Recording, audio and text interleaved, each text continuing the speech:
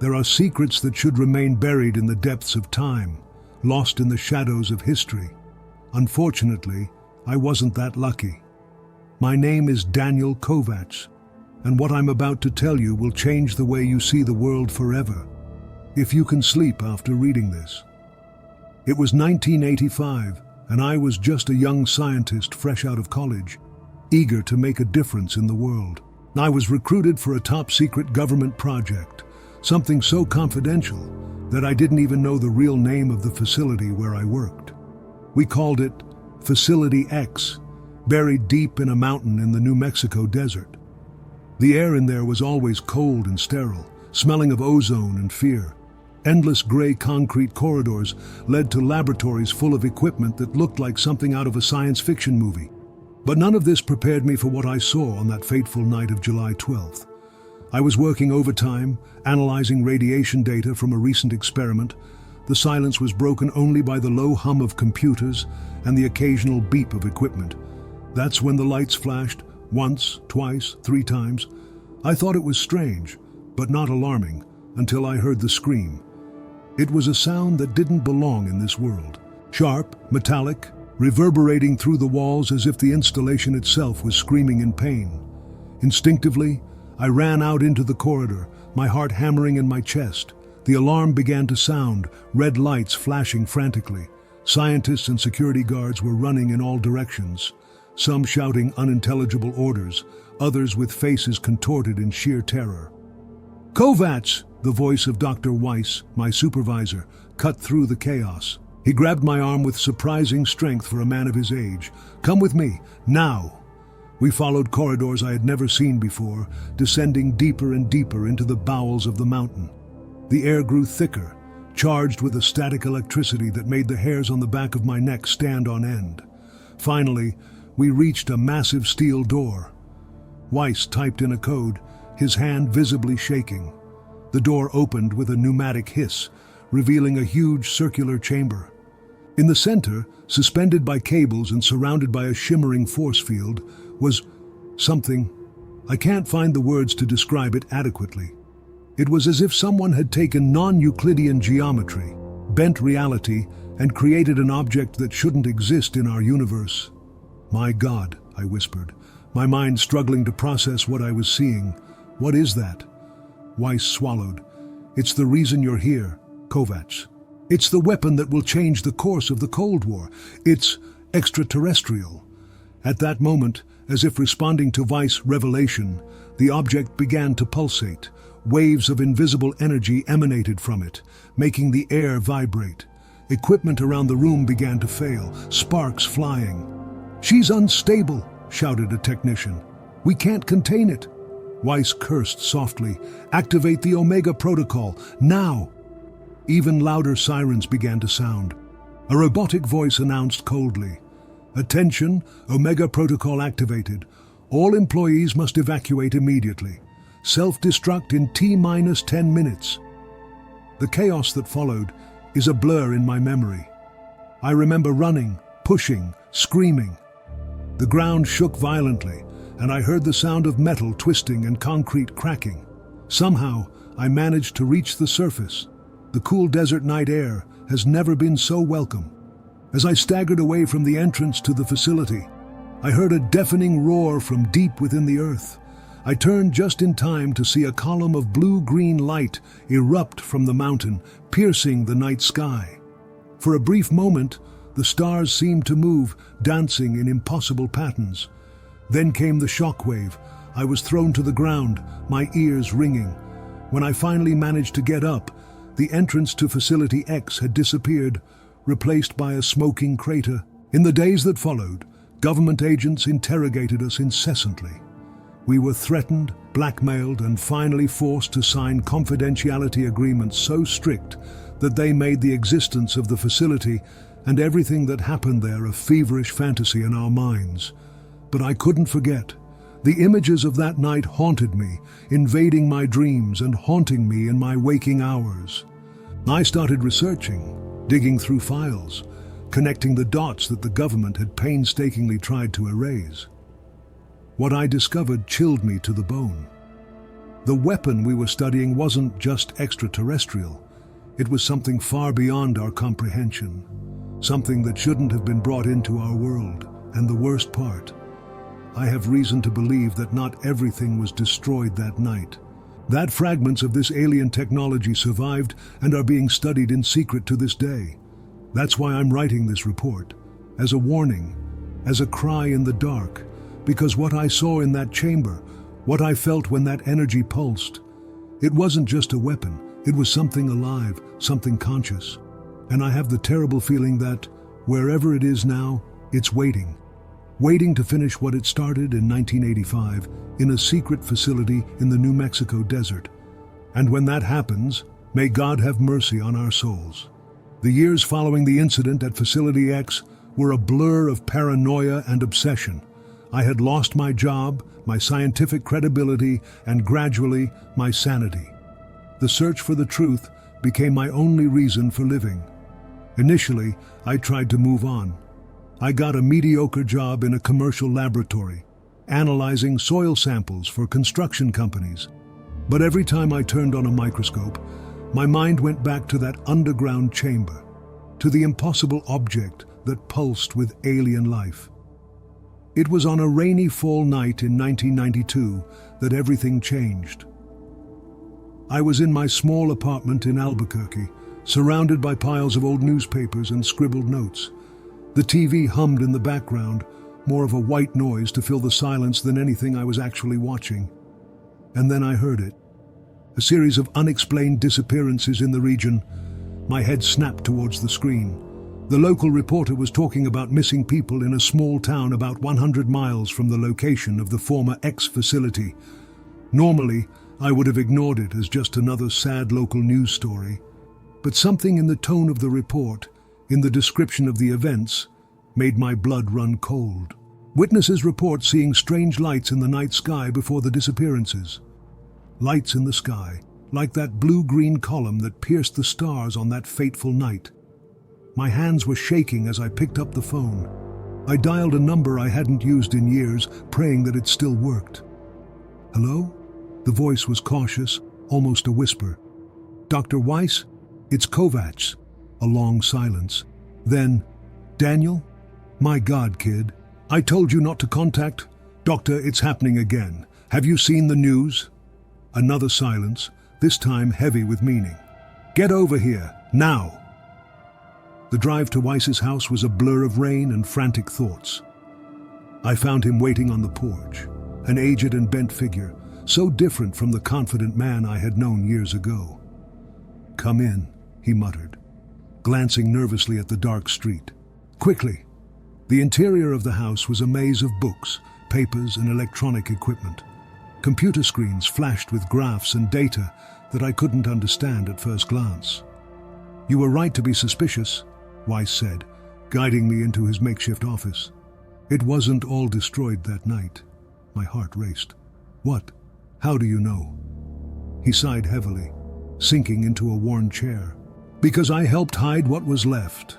The revelation fell on me like a bucket of cold water. Weiss, my mentor, the man I respected more than any other, had lied. Betrayed. Why, was all I managed to say, my voice shaking with anger and disappointment. You don't understand, Daniel. What we had, what we still have, is too much power to simply discard. Think of the potential, the lives we could save, the frontiers we could cross. I shook my head in disbelief. Lives, Doctor. People are disappearing. Whatever that thing is, it's active again. And you helped hide it. Weiss stood up abruptly, walking over to a locked cabinet in the corner of the room. With trembling hands, he pulled out a small metal box. It wasn't supposed to be like this, he muttered, more to himself than to me. We were careful, controlled, but something changed. Something evolved. He opened the box. Inside, resting on a foam cushion, was a fragment of something I recognized instantly. It was a splinter, no bigger than my thumb, of the alien object from Facility X. Even in that tiny piece, I could see the impossible geometries, the colors that seemed to change when not observed directly. "My God," I whispered. "That's just a fraction," Weiss said, his voice now urgent. "The government recovered larger pieces. They continued the experiments, Daniel, in secret, without the precautions we had before." Suddenly, the lights in the house flickered. A low hum began to emanate from the open box, increasing in intensity by the second. "No!" Weiss gasped, his face pale with terror. "No, no, no, not here, not now!" The fragment began to pulsate with an inner light, the same blue-green light I had seen years ago. The humming turned into a metallic scream, the same sound that had haunted my nightmares for so long. "Run!" Weiss shouted, pushing me towards the door. We stumbled out of the house, the night air now charged with static electricity. In the sky, the stars began to move, dancing in impossible patterns. A beam of light descended from the heavens, enveloping the Weiss house. I saw my former mentor lifted into the air, his body contorting in ways that defied human anatomy. His scream of agony mingled with the alien howl emanating from the house. And then, silence. The light was gone. Weiss disappeared. I fell to my knees in the damp grass, my mind struggling to process what I had just witnessed. Somewhere in the distance, I heard sirens approaching. I knew I couldn't stay there. With a heavy heart and a whirling mind, I fled into the night, carrying with me the weight of the knowledge and the terrible certainty that this was only the beginning. The game had changed. Whatever that alien technology was, it was no longer a passive weapon to be studied and controlled. It was something alive, conscious, and it was hunting. And I, Daniel Kovacs, was possibly the only man alive who knew the whole truth. The responsibility of exposing this threat, of somehow preventing what was to come, weighed on my shoulders like a slab of concrete. As I drove away from Albuquerque, Weiss' words echoed in my mind. Something has evolved. The terror of that realization would accompany me through the dark days to come. The days following Dr. Weiss' disappearance were a blur of dark roads, cheap motels, and constant paranoia. Every shadow seemed to hide a government agent. Every light in the night sky potentially carried that deadly alien energy, but I couldn't run away forever. The truth weighed too heavily, and the lives at stake were too precious to ignore. After weeks of wandering aimlessly, I made a decision. It was time to fight. My first step was to establish a base of operations. I chose a small town in northern New Mexico, close enough to the area of the incidents to investigate, but far enough away not to arouse immediate suspicion. I rented a ramshackle trailer on the outskirts of town, using a false name and paying in cash. It was there, surrounded by maps, newspaper clippings, and an old computer I got from a pawn shop, that I began to weave the threads of the conspiracy. Every disappearance, every report of strange lights, every unexplained climatic anomaly. Everything went on my makeshift mural. But information wasn't enough. I needed concrete proof. It was on a cold winter's night that the opportunity arose. I intercepted a radio transmission from the local police. Something about unusual activity in a remote area of the mountains. My instinct screamed that this could be related to what I was looking for. Equipped with a video camera, a makeshift radiation detector, and more adrenaline than sense, I drove to the site. The dark and winding road seemed to want to swallow me up, but I persisted. When I reached the indicated point, my heart almost stopped. In the night sky, lights danced that defied known physics. Greens, blues, and colors that had no name moved in hypnotic patterns. With trembling hands, I started filming. The radiation detector in my pocket vibrated furiously. Suddenly, a high-pitched sound cut through the air. I recognized it immediately, the same metallic scream from Facility X, the same howl that preceded Weiss' disappearance. The ground beneath my feet began to shake. Rocks shifted, revealing something. A structure that seemed to grow out of the mountain itself, with impossible angles and surfaces that reflected the light in ways that shouldn't exist. I was so absorbed in the spectacle in front of me that I almost didn't notice the approaching headlights. Only at the last second did I throw myself behind a rock. Military vehicles, men in protective suits, equipment that looked straight out of a science fiction movie. "Area secure," I heard a voice say over the radio. Initiating containment procedure Zeta 9. I held my breath as I watched the team work. They seemed to be trying to contain the alien structure, but the closer they got, the more it seemed to grow and expand. A cry of pain cut through the air. One of the soldiers had touched the surface of the structure and was now writhing on the ground, his body deforming in ways that defied human anatomy. "Fall back! Fall back immediately!" shouted someone. Chaos ensued. Soldiers ran in all directions while the alien structure pulsed with an increasingly intense inner light. It was then that I saw something that chilled my blood. Among the panicked soldiers, one figure stood out. Calm, controlled, and terribly familiar, Dr. Weiss. But it wasn't the Weiss I knew. His eyes glowed with that same alien light, and his movements were wrong. As if something was using his body like a puppet. He, or whatever was controlling him, walked straight towards the alien structure. With a gesture, the light dimmed, and the expansion stopped. "Fascinating, isn't it?" Weiss' voice echoed. "But it had a metallic, inhuman timbre. You thought you could control us, use us, but we're the ones using you." My mind spun. Weiss hadn't disappeared. He had been transformed, assimilated. The being using Weiss' body turned around, looking directly at where I was hiding. For a terrible moment, I thought I had been discovered. "They're coming," said the Weiss creature, "and you are not prepared." With those words, he and the alien structure simply disappeared. In the blink of an eye, the mountain returned to normal, as if nothing had happened. I was paralyzed for several minutes, my body refusing to move. When I finally managed to drag myself back to my car, my mind was buzzing with questions. What were these creatures? What did they want? And most importantly, how could I stop them? Back in my trailer, I spent hours reviewing the footage, analyzing every detail. One thing was clear: this was bigger than I had imagined. It wasn't just an out-of-control alien weapon. It was an invasion in progress. As the sun rose over the horizon, I made a decision. I could no longer fight alone. I needed allies, resources. With trembling fingers, I dialed a number I had sworn I would never use. After 3 rings, a familiar voice answered. "Who is it?" I took a deep breath. "Sarah, it's Daniel Kovacs. I need your help." Sarah Chen had been my classmate at Facility X, bright, brave, and, most importantly, skeptical of the government's motivations. If anyone could help me expose the truth and combat this threat, it was her. "Daniel, my God, I thought you were dead." "Almost," I replied, the exhaustion evident in my voice. "Sarah, what we saw that night isn't over. In fact, it's gotten much worse. I need you to come down here immediately." There was a pause on the other end of the line. When Sarah spoke again, her voice was full of determination. "Send me the coordinates. I'll be there in 24 hours. As I hung up the phone, I felt a mixture of relief and apprehension.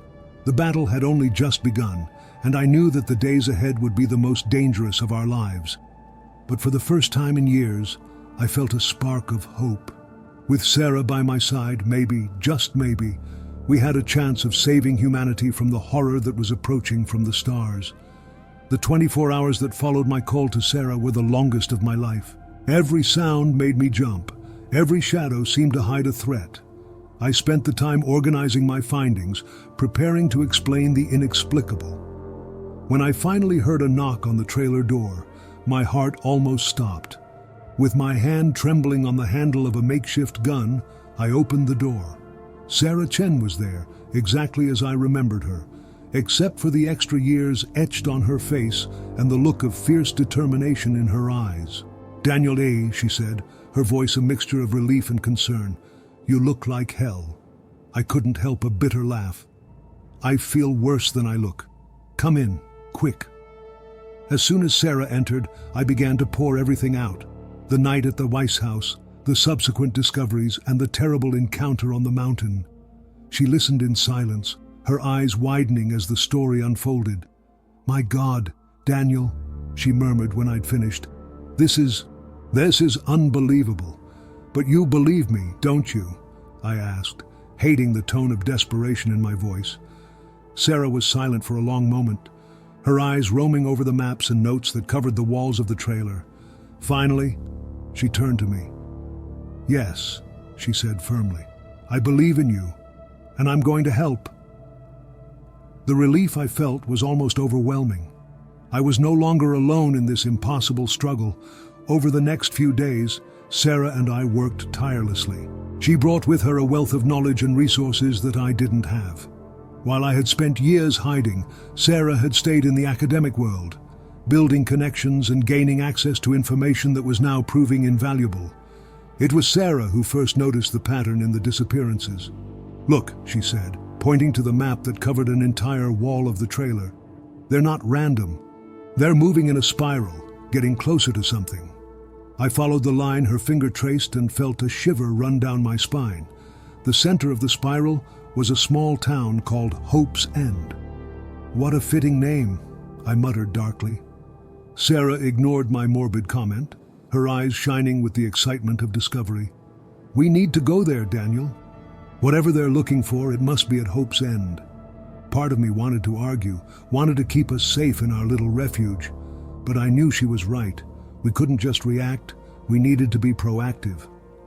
The next morning, we set off for Hope's End. The journey was tense, every car that passed us a potential government agent or something worse. Hope's End was exactly the kind of small, sleepy town you'd expect to find in the middle of nowhere. Empty streets, closed stores, a handful of locals looking suspiciously at outsiders. We parked in the central square, next to a worn statue of some long-forgotten founder of the town. "Where do we start?" I asked, feeling suddenly lost. Sarah was already getting out of the car, her eyes scanning the area. "The library. If there are secrets here, that's where we'll find clues." The library at Hope's End was a decaying Victorian building, reeking of mold and old paper. The librarian, an elderly woman with thick glasses, looked at us curiously as we entered. "Looking for something in particular?"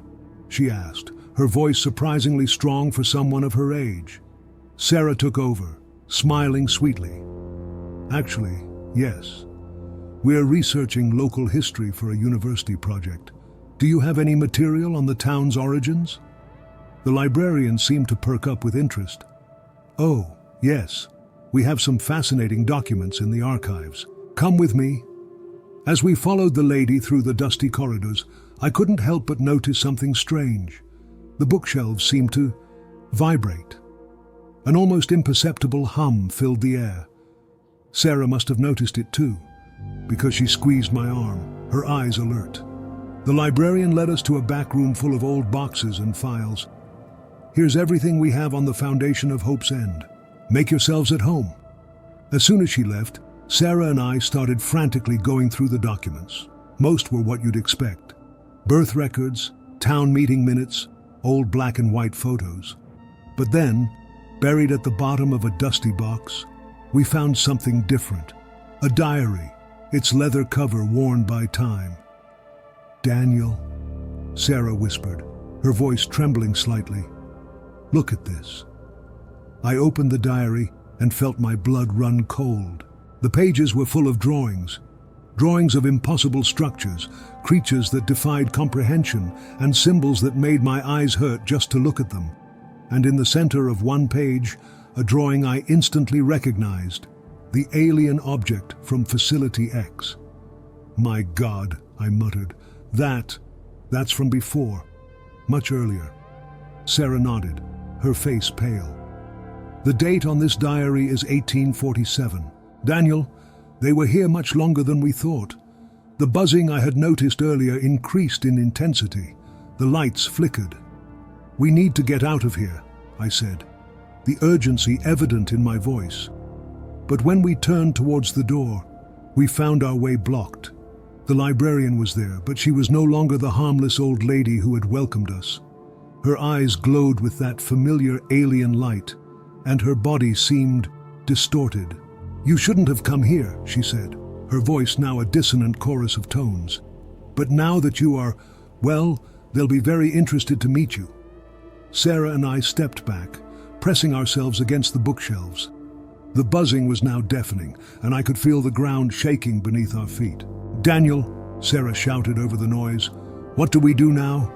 As the creature that had once been the librarian advanced towards us, I could only think of one thing. We had come too close to the truth, and now we were about to pay the price. The room began to distort around us, the walls bending at impossible angles. The horror of what we were about to face was almost paralyzing, but we couldn't give up now, not when we were so close to discovering the truth. With a determination I didn't know I possessed, I grabbed Sarah's hand. "We fought," I replied, my voice steady despite the terror I felt. "We fight and we find a way out, because if we don't, no one else can." And with that, we prepared to face the unimaginable, knowing that the fate of humanity could well depend on what happened next in that little library at Hope's End. The chaos that followed is difficult to describe in human words. The reality around us bent and twisted, the laws of physics seeming more like suggestions than absolute rules. The creature that used to be the librarian advanced, its limbs stretching out in an unnatural way. Sarah reacted first. With a speed I didn't know she possessed, she grabbed a heavy encyclopedia and threw it at the creature. The impact did little to stop it, but it gave us the precious seconds we needed. "The window!" I shouted, pointing to the only visible exit. Without hesitation, we ran towards the window. The glass shattered as we threw ourselves through it, shards cutting our skin as we fell into the side alley of the library. The fall should have seriously injured us, but somehow we landed almost unscathed. Perhaps the same forces that were distorting reality inside the library were affecting the outside world too. "Run!" Sarah shouted, pulling me by the arm. We ran through the streets of Hope's End, but the city was no longer the same as the one we had seen when we arrived. The houses seemed to twist and change shape as we passed. Distorted faces watched us from the windows, eyes shining with that alien light I had learned to fear. "Where are we going?" I asked, panting. Sarah pointed to a hill on the outskirts of town. There's something up there." As we ran towards the hill, the sky above us began to change.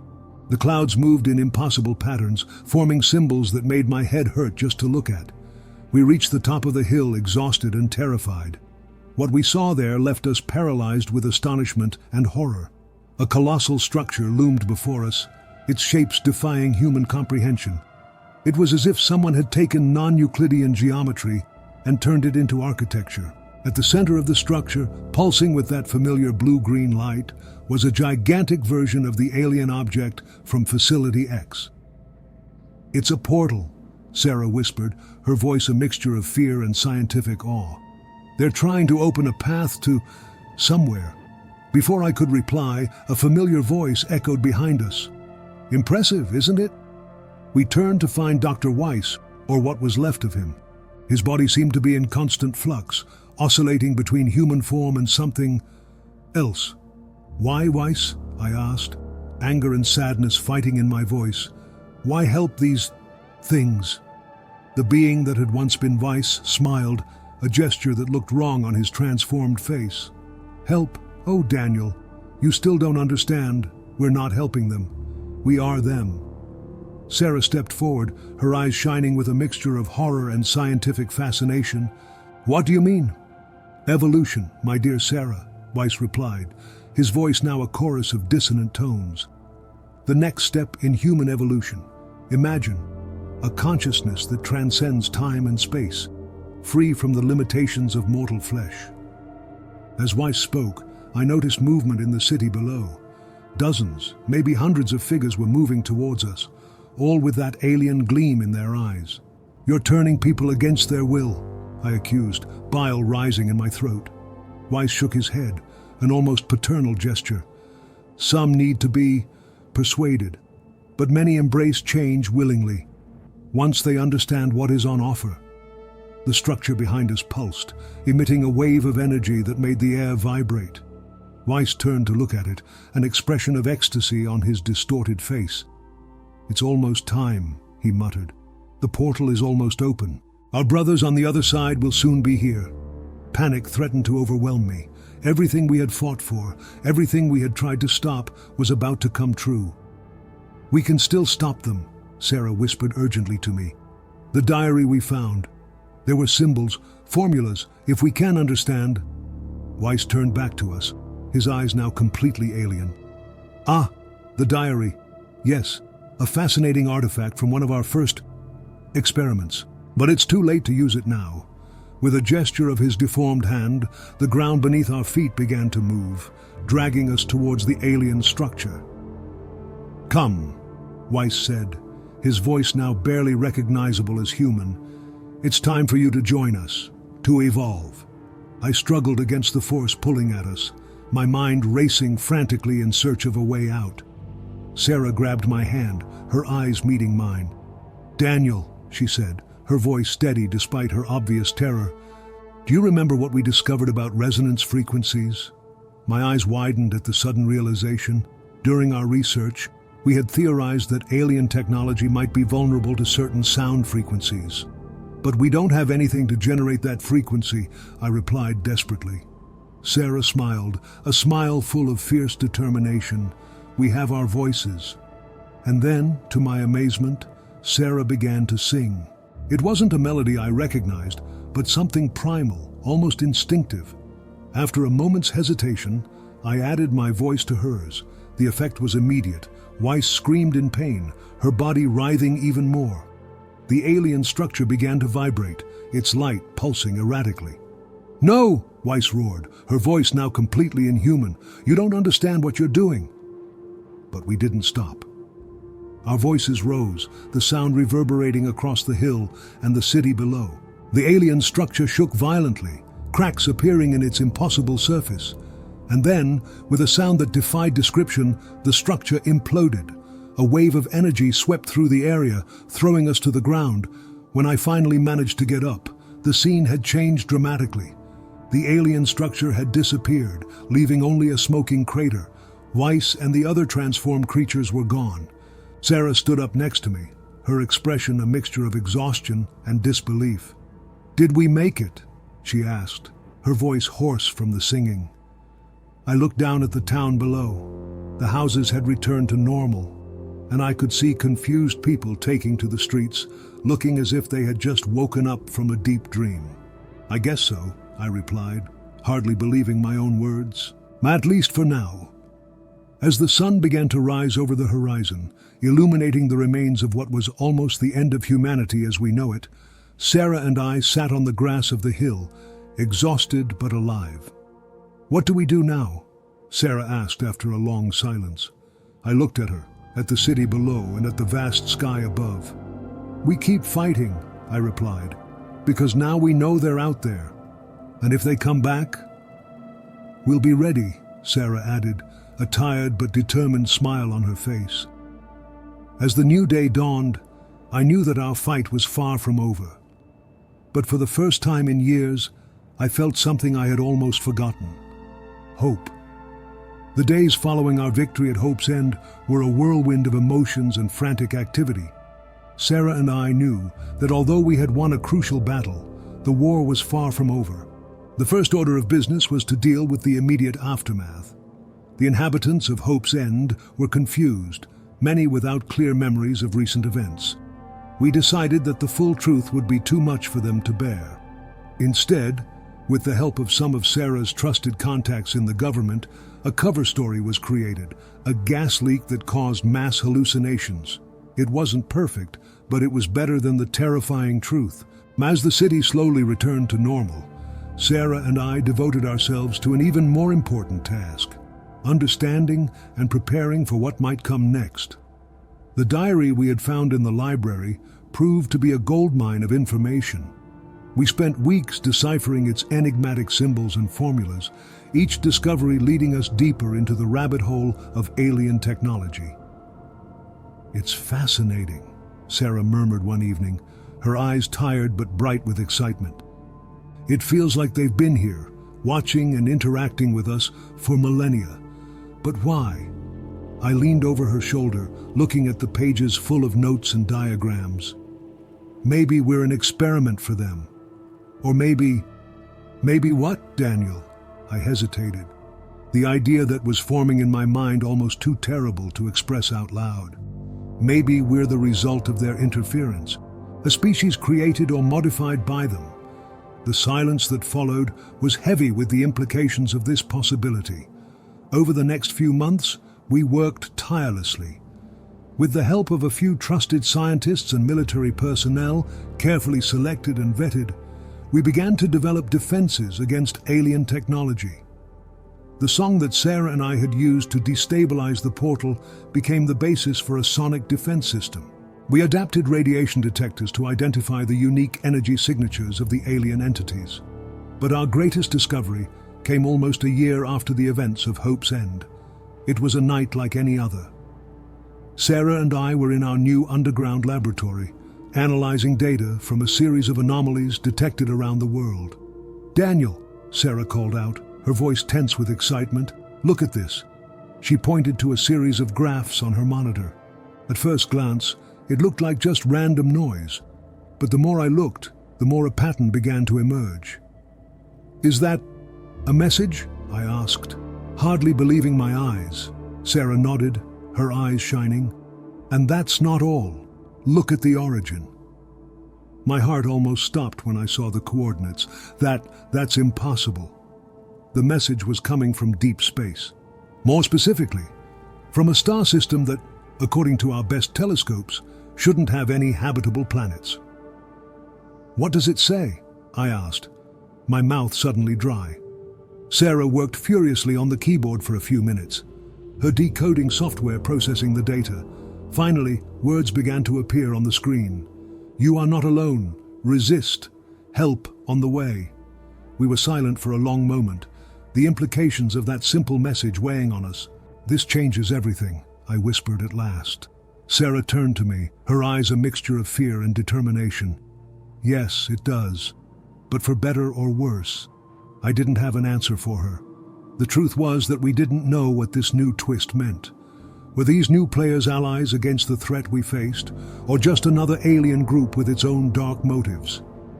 In the days that followed, we stepped up our efforts. The message was shared only with our inner circle of trust.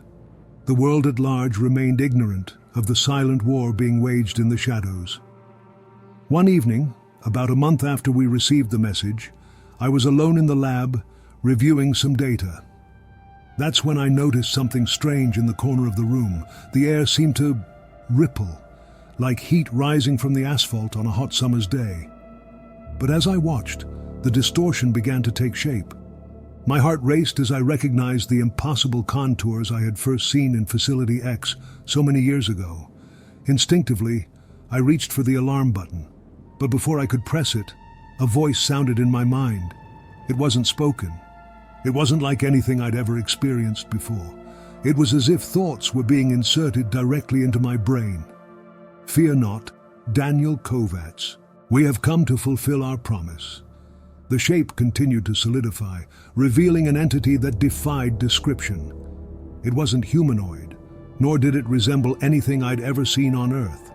It was beauty and terror fused into a single impossible form. "Who? What are you?" I managed to ask, my voice trembling. The answer came not in words, but in a series of images and sensations that flooded my mind. I saw galaxies spinning, civilizations being born and dying, a cosmic war being waged across the eons. When the vision ended, I was on my knees, tears streaming down my face. "I understand," I whispered, although I wasn't sure if I really understood completely. The entity, I can't think of a better word to describe it, moved towards me. I felt no fear, just an overwhelming sense of purpose. "The battle you and Sarah Chen fought at Hope's End was only the beginning." The voice in my mind continued, "The real test is yet to come, but you are no longer alone in this fight."